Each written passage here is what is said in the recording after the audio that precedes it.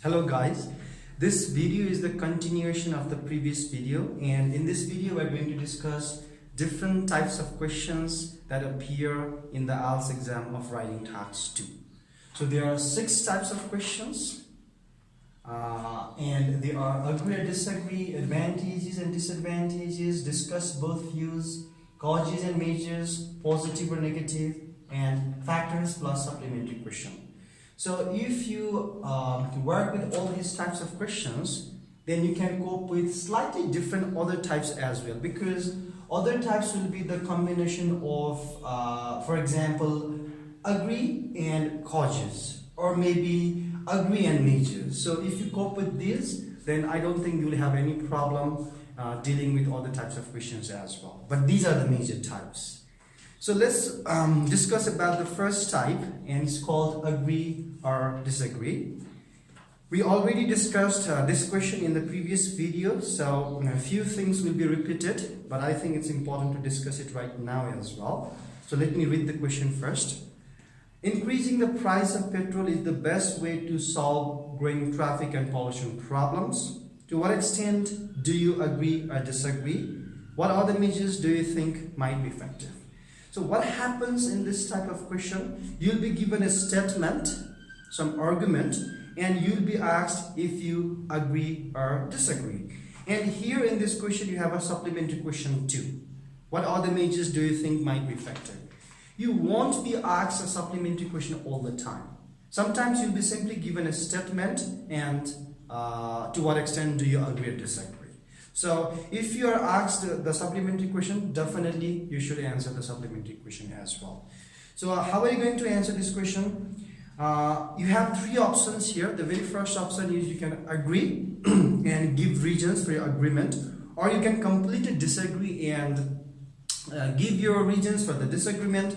Or if you think you cannot completely agree and you cannot completely disagree, then you can partly agree and partly disagree as well, but you have to provide sufficient reasons as well.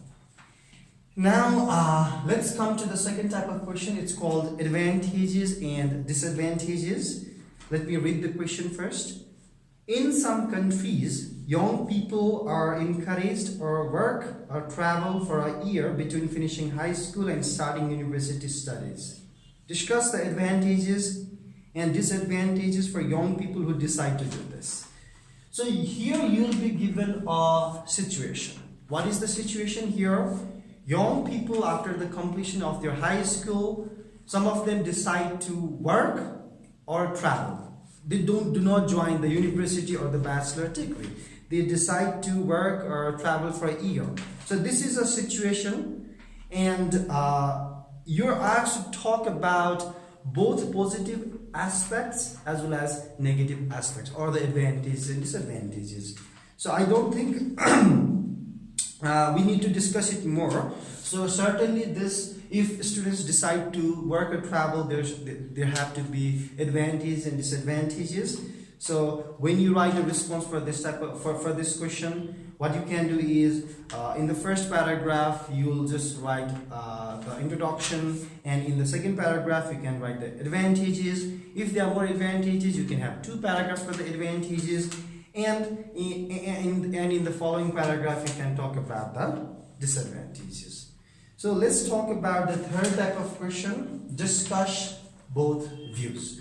So why do we need to, I'm going to repeat this again, why do we need to discuss the different types of questions and understand them? Because each and every question, each type of question requires a different, slightly different type of response in it. You cannot agree or disagree for advantages and disadvantages. So you have to understand the question properly first. That's why it's really important to understand types of questions. Discuss both views. Some people think that parents should teach children how to be good members of society. Others, however, believe that school is the place to learn this. Discuss both these views and give your own opinion. Okay, what is the difference between this question and earlier 2 types of questions? The difference is, in this question, you do not have a statement and you do not have a situation. You have two opposite ideas, right? And you're asked to discuss the both ideas, and you're asked to give your opinion as well. So your approach will be something like this. In the first paragraph, in the introduction paragraph, you'll write the background and the thesis statement. And in the second paragraph, you discuss the first idea from the neutral perspective. So that means you do not write your opinion here, you write what is generally believed about the idea. And in the third paragraph, you're going to discuss the second idea, and here also you're not going to give your own opinion. Here also you're going to discuss the idea from the neutral perspective.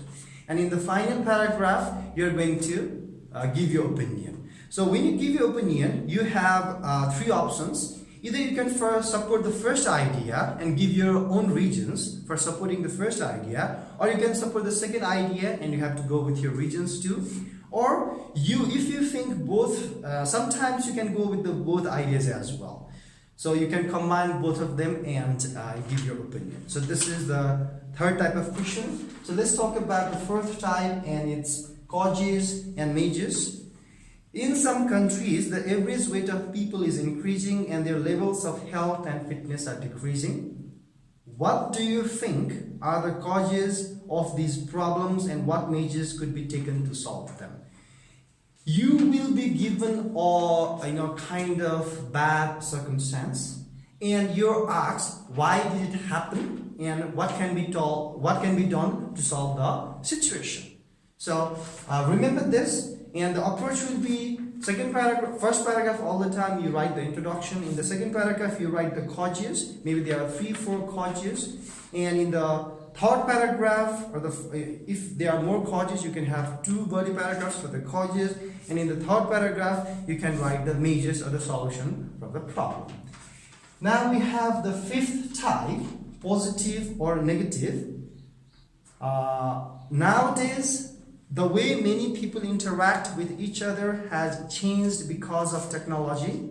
In what ways has technology affected the types of relationships people make? Has this become a positive or negative development?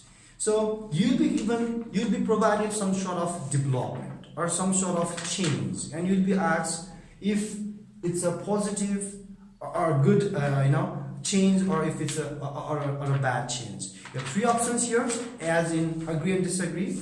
Either you can say it's completely positive and it has brought lots of benefits to the humanity or the world, and you can discuss them one after another. Or you can say it's a disaster and certainly it has lots of negative effects. It doesn't have even a single benefit to the mankind, and you can discuss about them. Usually what happens is there will be both positive as well as negative outcomes of the development you will be given. So you can write both positive as well as negative outcomes. And finally, we have factors plus supplementary question. Happiness is considered very important in life. Why is it difficult to define? What factors are important in achieving happiness? You'll be given a statement as in agree and disagree, but you won't be asked if you agree or disagree. You'll be asked the factors that are required in order to have it, in order to achieve it. Right, and there will be one supplementary question here as well. So the supplementary question sometimes comes before the factors question, or sometimes it comes later. Usually the supplementary question appears later, but in this question it's in the first position, or it just comes after the statement. Here you have to think of the factors. Right?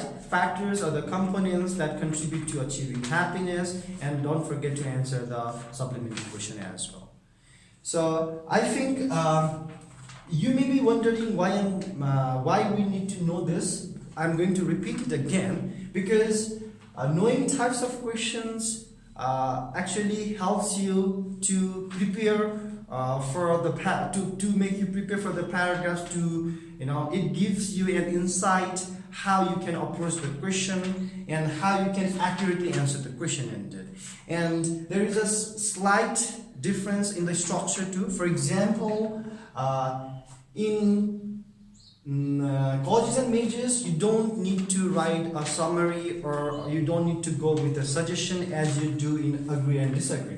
So in agree and disagree, you can simply write the summary, right? Or you can write some suggestion. But in colleges and majors, in the conclusion paragraph, you can simply write the majors. So because majors work as conclusion, that's why you need to know this. And another thing here is in discuss both views, when you write the conclusion paragraph, so you are going to write your opinion.